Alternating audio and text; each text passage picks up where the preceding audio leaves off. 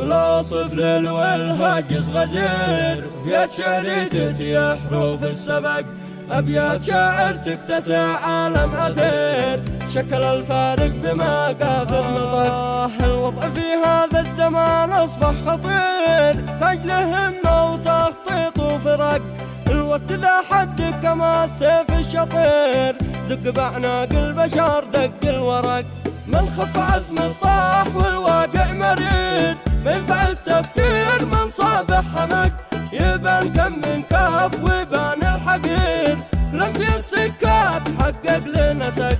ذي فضل الحاضر بوجهاته يسير، ما كان في الماضي تدمر واحترق، من عز نفسه عاش في الدنيا أمير، ومن هانها لأجل الطمع باخر رمق. من صانع ناموسه وضحى بالكثير، ما بدل الضائع والأوضاع فرق، يستاهل القمة في الوقت المثير، يحدد أهدافه إلى المرمى انطلق. كم من صمد عقار مثل هيجا خطير، يخوضها ما بين فيها والغسق، وفي دروب المرجلة درب عسير، وفي دروب المنزلة ذل ورق. زمانه على الفصل والدلال صغير، في وجه عملاق المكارم دون حق، دافي منعم فوق سرات الحرير، والجهد في جهد بيتصبب عرق. أحلام تتلاشى ومانيها تطير،